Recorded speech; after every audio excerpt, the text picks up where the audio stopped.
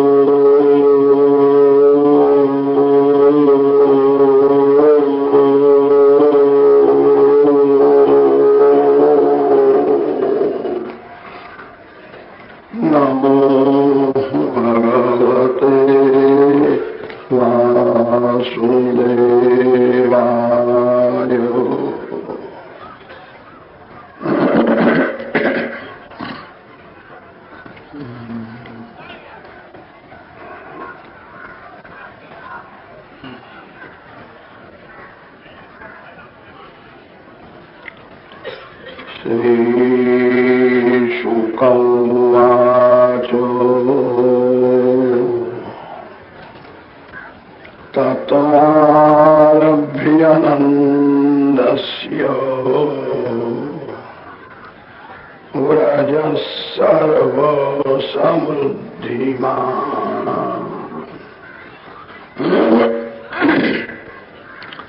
हरेर्वासात्मगुणैः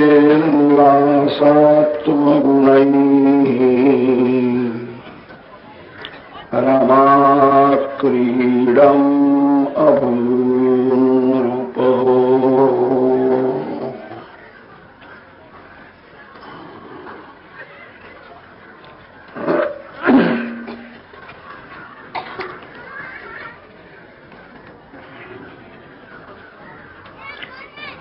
परमात्मा श्री कृष्ण परमानंद का ही स्वरूप है।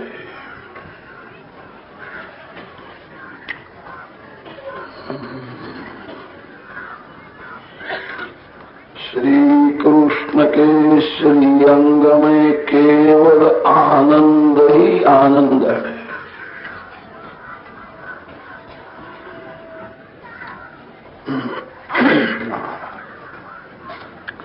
जो आनंद निराकार है वही साकार श्री कृष्ण रूप से प्रकट हुआ है।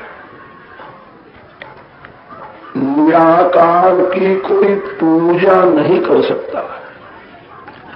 निराकार किसी के हाथ में नहीं आता है। निराकार को किसी की भी दया नहीं आती है। निराकार परमात्मा अंदर है, बाहर है, सर्वत्र होने पर भी जीव दुखी है। निराकार परमात्मा किसी का दुख दूर नहीं करते। निराकार परमात्मा किसी को पाप करने से नहीं रोकते। निराकार भगवान जब साकार होते हैं तो उनको दया आती है। साकार भगवान के साथ जो प्रेम करता है परमात्मा उसको पाप करने से रोक लेते। साकार भगवान को दया आती है। साकार भगवान आनंद देते हैं। निराकार तो निष्क्रिय होता है। निराकार को कोई क्रिया नहीं है। निराकार के साथ प्रेम नहीं होता। निराकार का बुद्धि से अनुभव किया जाता है।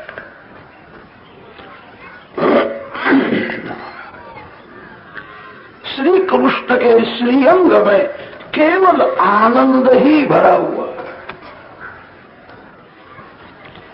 आप दर्शन करो, आपके मन में कदा ऐसा भाव होगा मेरा जैसा शरीर है वैसे ही भगवान है।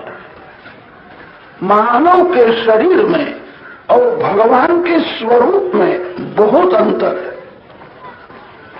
मानव का जो शरीर है वो पूर्व जन्म में किए हुए कर्म के अनुसार, वासना के अनुसार उसको मिला है।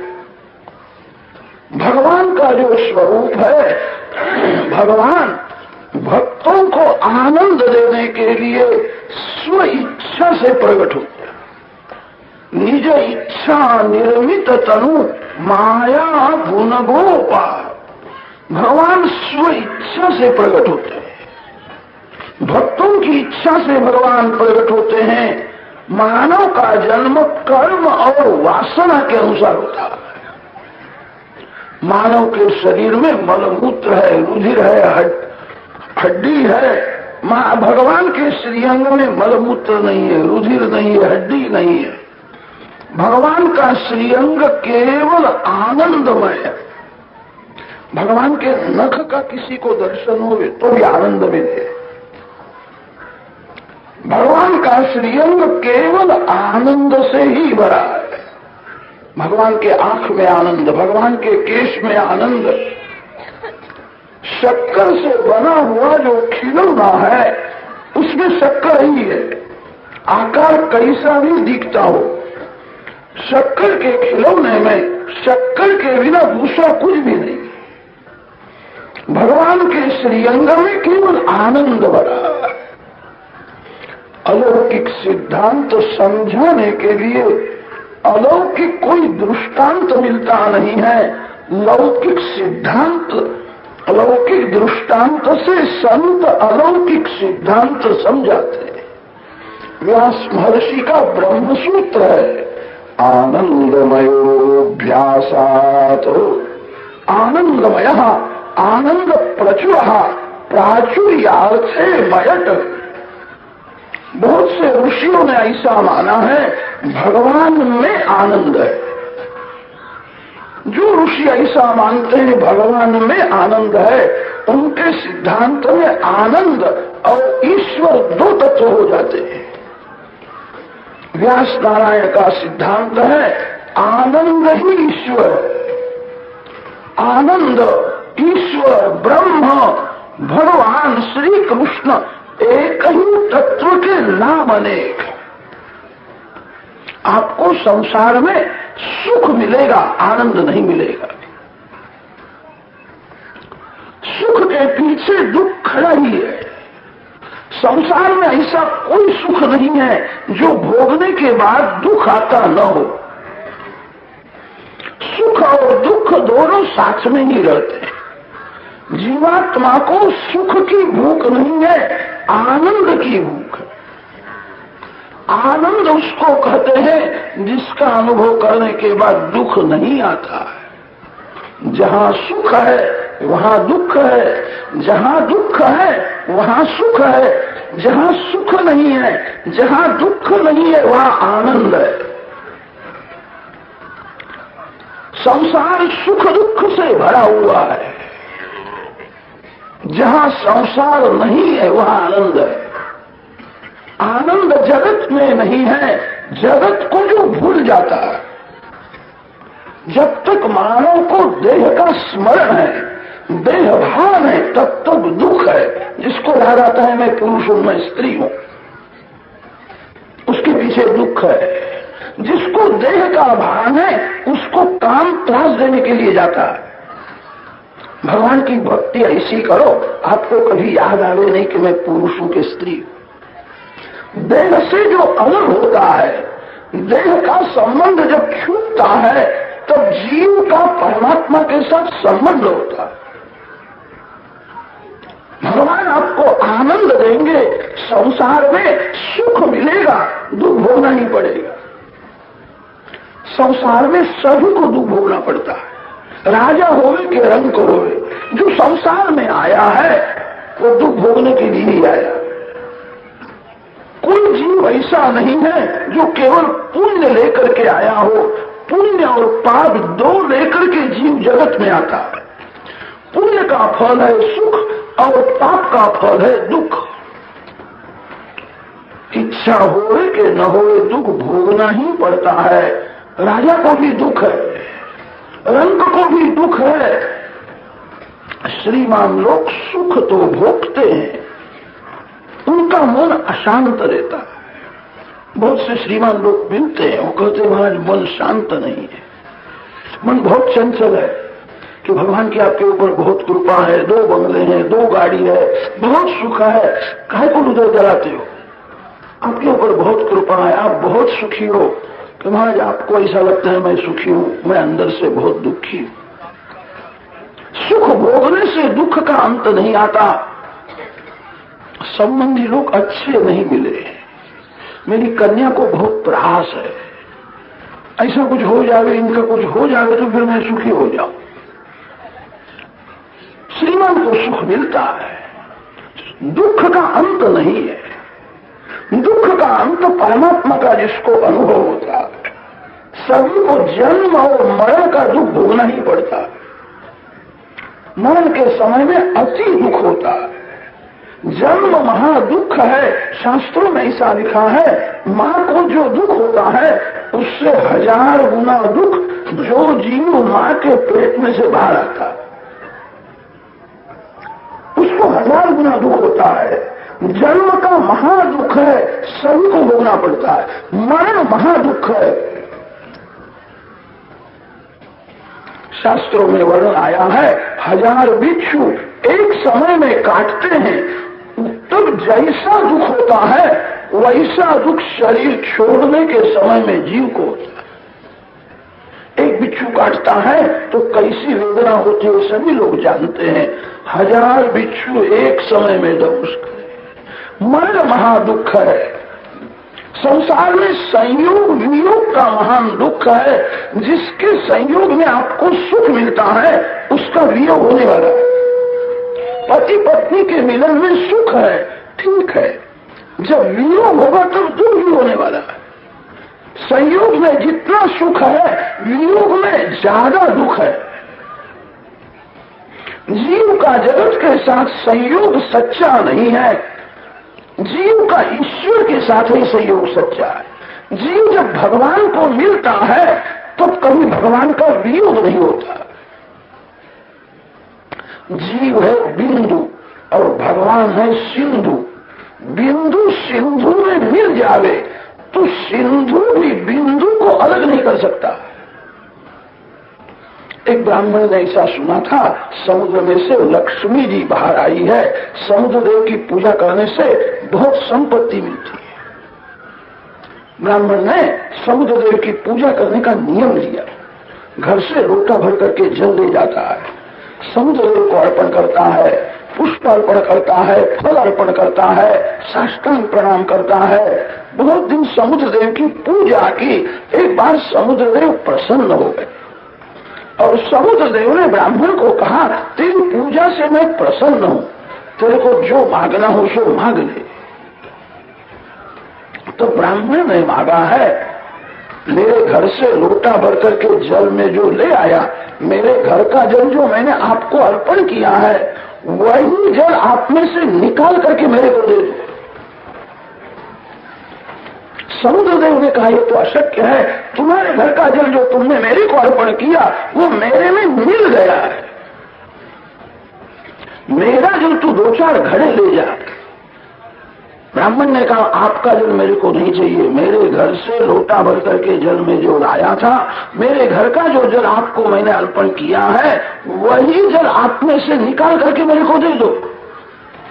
समुद्रदेव ने कहा तो अशक्य है, तुम्हारे घर का जल तुमने जो मेरे को अर्पण किया वो मेरे में मिल गया है, उसको मैं भी अलग नहीं कर सकता। जीव बिंदु है, परमात्मा सिंधु है। बिंदु सिंधु में मिल जावे तो सिंधु बिंदु को अलग नहीं कर सकता है। जीव अंश है, भगवान अंशी है। एक बार जो जीव भगवान को मिलता है उसको कभी भगवान का वियोग नहीं होता। संसार का संयोग वियोग के लिए ही होता है। संसार में संयोग वियोग का दुख है, संसार में जन्म मरण का दुख है। बहुत सुख भोगने पर भी दुख का अंत नहीं आता है। दुख की समाप्ति श्री कृष्ण दर्शन में होती है, जिसको भगवान का अनुभव हुआ है। आनंद ही भगवान है।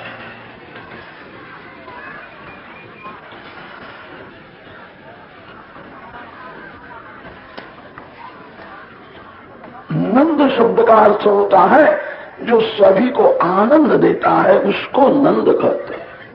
मधुर वाणी, विनय, सरल स्वभाव, उदारता, सभी सद्गुणों से जो दूसरे को आनंद देता है उसके घर में परमानंद आता है। वो जो असी बोले हैं नंद के आनंद भयो है। नंद बाबा आज तक हमको आनंद देते थे। छोटा सा गोकुल गांव है, नंद बाबा का कोई शत्रु नहीं है। नंद जी का सभी के साथ प्रेम है। मेरे गांव में कोई भूखा न रहे, मेरे गांव में किसी के झगड़ा न होवे। नंद बाबा सभी को आनंद देते थे। नंद जी को सभी के आशीर्वाद मिले थे। जिसको सबके आशीर्वाद मिलते हैं उसके घर में सर्वेश्वर आते हैं। आप दूसरे को क्या देते हो? जो आप दूसरे को देते हो वही आपको मिलने वाला है। जो दूसरे को सुख देता है उसके घर में कभी दुख नहीं आता। जो दूसरे को दुख देता है वो कभी सुखी नहीं होता है। आपको जिसकी बहुत जरूरत है, आपको जो अच्छा लगता है वो दूसरे को दे दो। आपके साथ कोई कपट करे, आपको अच्छा नहीं लगता है, आप किसी के भी साथ कपट न करो। आपकी कोई निंदा करता है तो आपको दुख होता है, आप किसी की निंदा न करो। यह कर्म भूमि है। इस कर्म भूमि में जैसा कर्म करोगे वैसा फल मिलने वाला है। करेला के बीज जो बोता है उसको आम नहीं मिलता। कर्म भूमि में जैसे कर्म करोगे वैसा ही फल मिलने वाला है। दूसरों को सुख दो। आपके घर में कभी दुख आएगा नहीं। मैं सुख भोगूंगा, मैं सुखी हो जाऊंगा, ऐसी इच्छा रखने वाला सुखी नहीं होता। दूसरे को सुखी करने की जो इच्छा रखता है वो दुखी नहीं होता है। एक कर्म भूमि है, सभी को सुख देना बड़ा कठिन है। मेरे से किसी को दुख न हो, सभी का आशीर्वाद प्राप्त करना बड़ा कठिन है। सबका आशीर्वाद भले न मिले, किसी का शाप न लगे। नंद बाबा को गोकुल के सभी ब्रजवासी आशीर्वाद देते थे। नंद बाबा का सभी के साथ प्रेम था। प्रेम करना है तो सभी को भगवान का स्वरूप समझ करके कोई अपेक्षा रखना नहीं, शुद्ध भाव से प्रेम करो। अपेक्षा में से अशांति का जन्म होता है। कुछ लेने की इच्छा है, वो नहीं मिलता है, तब मन अशांत हो जाता है। आपके हृदय में भगवान है, जो जगत के मालिक है, जो लक्ष्मी के पति है, थोड़ी अंदर नजर करो, भगवान आपके साथ है। कितने लोग तो ऐसे होते हैं, कथा में उनको अच्छी जगह न मिले तो 5-10 मिनट उनको दुख होता है, हृदय जलाते हैं, मेरे को अच्छी जगह नहीं मिली। अशांति का जन्म अपेक्षा में से होता है। कुछ अपेक्षा है, वो अपेक्षा न मिलने पर मन अशांत होता है। भगवान मेरे साथ में है, जो लक्ष्मी के पति है, बाहर नजर क्यों करते हो, थोड़ी अंदर नजर करो। कोई अपेक्षा रखना नहीं, निरपेक्ष होकर के दूसरे के साथ प्रेम करो। नंद बाबा का कोई शत्रु नहीं है। अब कृष्ण लीला का आरंभ होता है। श्री कृष्ण प्रेम का स्वरूप है, भगवान शंकर ज्ञान स्वरूप है। ज्ञान मार्ग में सभी का त्याग है और भक्ति मार्ग में सभी को भगवान का स्वरूप समझ करके प्रेम करना है। सबका त्याग करना बड़ा कठिन है। भगवान शंकर ज्ञान स्वरूप है। प्रायः शंकर भगवान गांव के बाहर स्मशान में विराजित है। जगत को जिसकी जरूरत है, शिव उसका त्याग करते हैं। जगत जिसका त्याग करता है, शिव उसको अपनाते हैं। सर्प से सभी लोग दूर लेते हैं। सर्प से सभी को भय लगता है, सभी सर्प का त्याग करते हैं। शंकर भगवान सर्पों का ही श्रृंगार करते हैं। उनके हाथ में सर्प है, उनके गले में सर्प है। जिसको जगत की जरूरत है, जिसके जगत को जरूरत है, वो मेरे को नहीं चाहिए। शिव जी महाराज सभी का त्याग करते हैं। ज्ञानी पुरुष कहते हैं जगत मिथ्या है, जगत दुख रूप है, चेतन परमात्मा आनंद स्वरूप है, सबको छोड़ दो। बड़ा कठिन है। एक साधारण वस्तु को भी मानव नहीं छोड़ सकता है। कितने लोगों को कथा में बैठने के बाद याद आता है, तिजोरी खोली थी, ताला बंद किया ना, क्या ऐसा ही रह गया। कथा सुनते हैं और घर का भी स्मरण होता है। मन से मानव त्याग नहीं करता है। ज्ञान मार्ग में सभी का त्याग है। भगवान के बिना सभी तुच्छ है, भगवान के बिना सभी दुख रूप है, भगवान के बिना सभी मिथ्या है। ज्ञानी पुरुष सबका त्याग करके एक ही परमात्मा के साथ प्रेम करते हैं। सबका त्याग करना कठिन है। भक्ति मार्ग में सभी के साथ प्रेम करना, जो दिखता है वो भगवान का स्वरूप है, उसके साथ प्रेम करो। ज्ञानी पुरुष जो दिखता है वो दुख रूप है, ऐसा समझ करके सबका त्याग कर देते हैं। एक संत को पूछा कि महाराज मैं किसका ध्यान करूं? संत ज्ञानी थे, उन्होंने कहा आंख से जो दिखता है उसका कभी ध्यान करना नहीं, आंख को देखने की शक्ति जिसने दी है उसका ध्यान करो। आंख को जो दिखता है वो क्षण क्षण में बदलता है। आंख को जो दिखता है वो दुख रूप है, आंख को देखने की शक्ति देने वाले परमात्मा है। ज्ञान मार्ग में दृश्य दुख रूप है, दृष्टा ही सत्य है। ज्ञानी पुरुष दृश्य में से दृष्टि को हटा करके दृष्टा में दृष्टि स्थिर करते हैं। दृश्य जड़ है, आंख को देखने की शक्ति देने वाले चेतन परमात्मा है। बड़ा कठिन है। वैराग्य हो तो ही ज्ञान में सिद्धि मिलती है। ज्ञान मार्ग में सबका त्याग करना पड़ता है। भक्ति करना भी बड़ा कठिन है। भक्ति का अर्थ प्रेम है। जो दिखता है वो भगवान का स्वरूप है। शुद्ध भाव से प्रेम करो। ज्ञानी सबका त्याग करते हैं और भक्त सभी को भगवान का स्वरूप समझते हैं।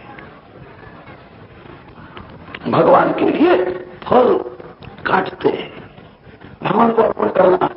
तो मैं विचार किया इस छिलके में भी अंश रूप से भगवान है। उनको उठा करके उसने गाय माता को अर्पण किया। गाय में भगवान है और छिलके में भी अंश रूप से भगवान है। ज्ञानी सबका त्याग करता है और भक्त सभी में परमात्मा का अंश देखता है और सभी को परमात्मा का स्वरूप समझ करके व्यवहार करता है, हमारे लिए भक्ति मार्ग ही अच्छा। विरक्त साधुओं को लिए ज्ञान मार्ग है, संसारी जीव के लिए ज्ञान मार्ग सफल नहीं होता है। प्रेम करना है, सभी को भगवान का अंश रूप समझो, शुद्ध भाव से प्रेम करो। श्री कृष्ण प्रेम की मूर्ति है। अब कृष्ण कथा का आरंभ होता है। पूतना श्री कृष्ण को विष देती है। विष देने वाले के साथ कोई प्रेम करता है? विष देने वाली पूतना के साथ श्री कृष्ण ने प्रेम किया। शिशुपाल सभा में श्री कृष्ण भगवान को गाली देता है। गाली देने वाले शिशुपाल के साथ प्रेम किया। सभा में भगवान की निंदा करता है, भगवान शांति से सहन करते हैं। जो ईश्वर है, जो निर्दोष है, जो सर्वशक्तिमान है, वह भी सहन करते हैं। शिशुपाल का भगवान ने क्या बिगाड़ा था? सभा में गाली देता है। भगवान जगत को समझाते, मैं सहन करता हूं, आप भी सहन करो। ये संसार ऐसा है, संसार में भगवान आवे तो कितने जीव भगवान की भी निंदा करते हैं। सभी लोग मेरे लिए अच्छा बोले, मेरी कोई निंदा न करे, ऐसी जिसको इच्छा है उसका मन अशांत रहता है। लोग संतों की भी निंदा करते हैं, मेरी निंदा करे तो क्या हर्ज है, मेरे में तो बहुत दोष है। आप सहन करो। जो सहन करता है उसके पक्ष में भगवान रहते हैं। श्री कृष्ण भगवान गाली देने वाले शिशुपाल के साथ भी प्रेम करते हैं। ज्यादा तो क्या कहे, एक बार भृगु ऋषि को ऐसी इच्छा हुई, मैं देवों की परीक्षा करता हूं। देवों की परीक्षा करने के लिए भृगु ऋषि निकले हैं। वैकुंठ में भगवान नारायण शयन करते हैं। लक्ष्मी जी चरण की सेवा में। भृगु ऋषि परीक्षा करने के लिए आए थे। भृगु ऋषि को बड़ा बुरा लगा, जब जाओ तब ये स्वयं नहीं रहते। लक्ष्मी जी चरण की सेवा करती है। भृगु ऋषि को बुरा लगा, दौड़ते हुए गए और नारायण के छाती में लात मारी। भगवान जागते हैं। भगवान ने भृगु ऋषि को वंदन किया और कहा, मेरी छाती बहुत कठिन है, आपके चरण तो बहुत ही कोमल है, आपको ही परिश्रम हुआ होगा, मैं आपके चरण की सेवा करता हूं। छाती में जो लात मारता है उसके साथ प्रेम किया है। सिर्फ धक्का लग जावे तो मानव को सहन नहीं होता है, इससे मेरे को धक्का मारा। कितने लोग तो याद रखते हैं, कोई समय आ जावे तो मैं भी उसको धक्का मार के आगे जाऊंगा। छाती में लात मारी है। भगवान सहन करते हैं। भृगु ऋषि की पूजा करते हैं। लक्ष्मी जी ने कहा, यह ब्राह्मण बड़ा उद्धत है, घमंडी है, इसको सजा करो। भगवान ने कहा, ब्राह्मण की पूजा होती है, सजा करनी नहीं है, मैं पूजा करूंगा। लक्ष्मी जी को बड़ा बुरा लगा, ये कैसा उद्धत ब्राह्मण है, ऐसी कोई परीक्षा होती है। उस दिन से लक्ष्मी जी नाराज हो गई। लक्ष्मी जी ने निश्चय किया है, मैं किसी ब्राह्मण के घर में नहीं जाऊंगी, क्षत्रिय और वैश्य के घर में नहीं जाऊंगी। प्रायः लक्ष्मी जी क्षत्रियों के यहाँ, वैश्यों के यहाँ जाती है, ब्राह्मण के यहाँ नहीं जाती है। लक्ष्मी जी ने निश्चय किया, ये ब्राह्मण उद्धत है।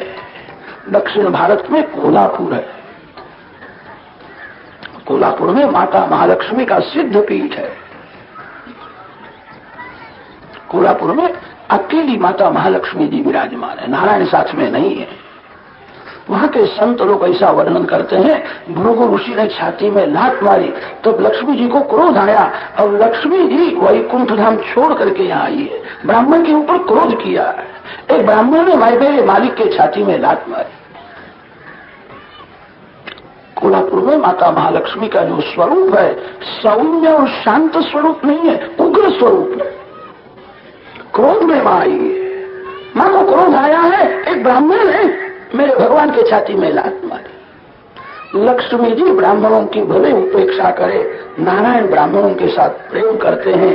जगत के इतिहास में ऐसा दृष्टांत नहीं मिलता, जो छाती में लात मारता है उसके साथ भी प्रेम करता है।